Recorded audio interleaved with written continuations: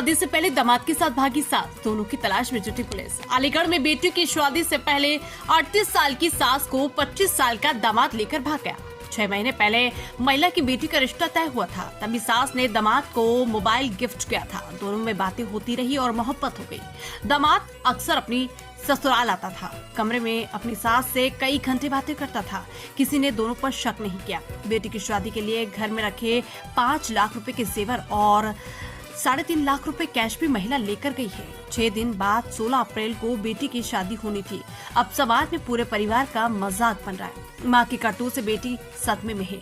जब बेटी से माँ के बारे में पूछा गया तो वो गुस्से में बोली, दोनों कहीं भी जा मरे, अब हमारे परिवार को उनसे कोई लेना देना नहीं, बस पुलिस हमारे गहने और रुपए वापस कर दे। मेरे पिता ने ये सब अपनी मेहनत के रुपए जोड़ कर बनवाए थे। पति ने कहा, पुलिस एक बार बस पत्नी से मुलाकात करा दे। मड्रास थाना क्षेत्र के गांव मनोहरपुर कार्यस्थल निवासी जितेंद्र कुमार की बेटी शिवानी की शादी 16 अप्रैल को दादू थाना के गांव रिया नगला निवासी हीरो लाल की बेटे राहुल के साथ होनी थी।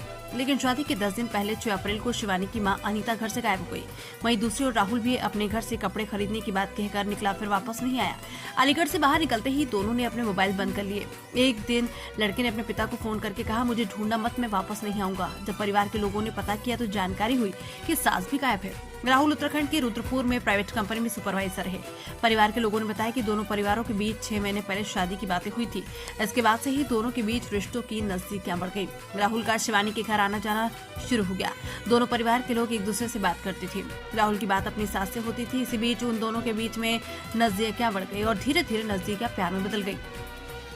इसके बाद दोनों के बीच लंबी लंबी बातें भी होने लगी। परिवार के लोगों ने बताया कि लगभग 4 महीने से दोनों के बीच दिन रात बातें होती थी। दोनों 14-14 घंटे बात किया करते थे, लेकिन परिवार के लोगों ने कभी ध्यान नहीं दिया। फरार महिला के पति जितेंद्र ने बताया कि उसकी पत्नी और होने वाले दामाद के बीच दिन रात बातें होती थी। इतनी बात दामाद उनकी बेटी से कभी नहीं करता था।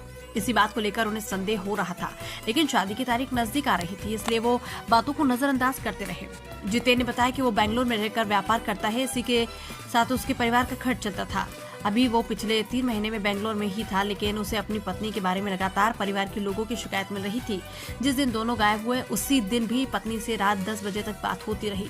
पत्नी की शर्मनाक हरकत से परेशान होकर जितेंद्र कुमार ने कहा कि अब उन्हें अपनी पत्नी से कोई मतलब नहीं, उसने जो किया वो माफ करने लायक नहीं। बेटी की शादी के कार्ड बच गए थे, सभी रिश्तेदार कार्यक्रम की तैयारी कर रहे थे, लेकिन इस महिला ने अपनी ही बेटी का जीवन खराब कर दिया।